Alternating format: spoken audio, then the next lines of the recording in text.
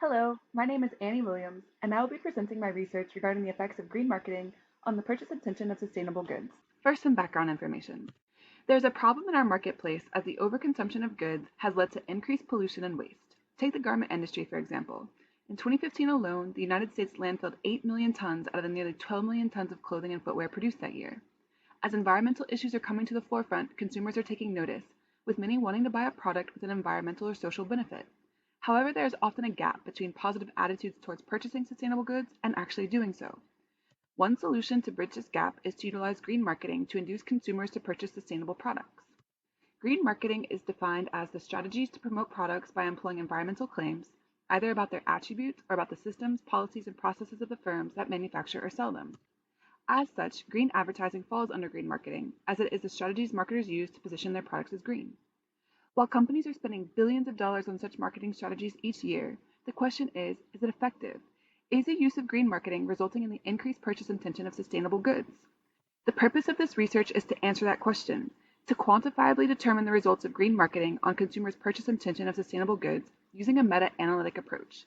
This approach is appropriate as it allows researchers to use studies that have already been published to determine if there's an overall effect. To find studies to include in this meta-analysis, a comprehensive search strategy was employed last September. To exhaustively search the literature, the following databases were searched: Academic Search Complete, Business Source Complete, Communication and Mass Media Complete, Google Scholar, ProQuest Central, and PsycInfo, as each of these databases offers the opportunity for returning articles related to the purpose of the study.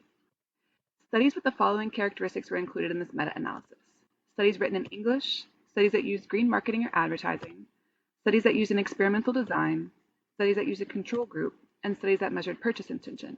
If you look to the left-hand side of your screen, this is an example of the type of study used in this meta-analysis. This study used an experimental design with a control group to determine the effects of green marketing or advertising claims on purchase intentions. This figure provides an overview of the search process.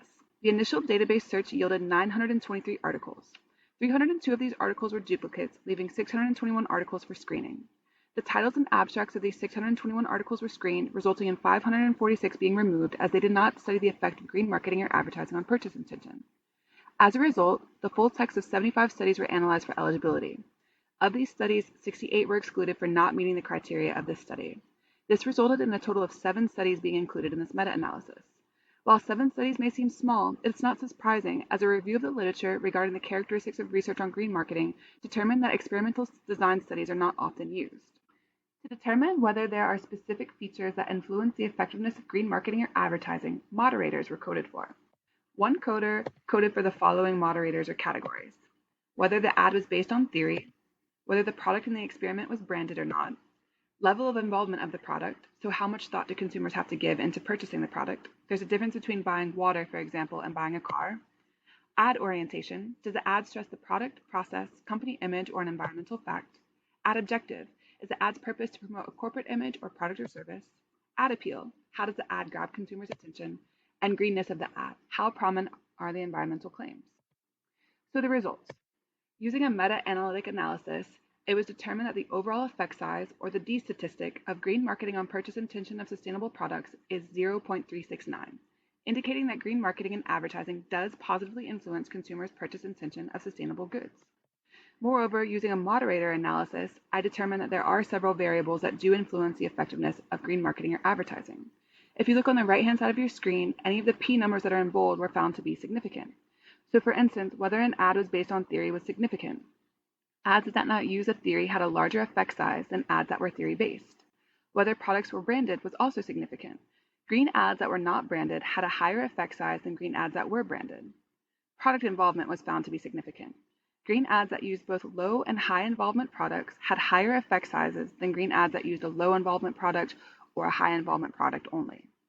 Ad appeal was also significant. Ads that contained a euphoric appeal or emphasized consumer well-being had a higher effect size than ads that had a zeitgeist appeal, financial appeal, or management appeal. Lastly, greenness of the ad was also found to be significant. Ads that were brown-green had a higher effect size than light green ads or brown-green ads.